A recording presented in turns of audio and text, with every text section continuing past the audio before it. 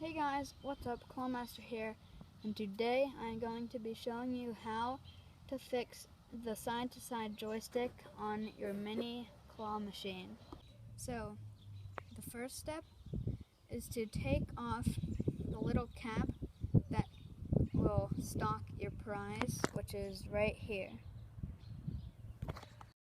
So the next thing you're going to want to do is, you see this little yellow knob right here? If your side to side is not working, this is going to be in and sideways.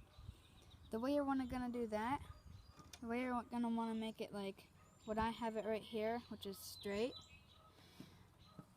If it's sideways, you're going to push it and pull it out. Next thing you're going to do is simply just put the cap to stock your machine back on, and that should be working.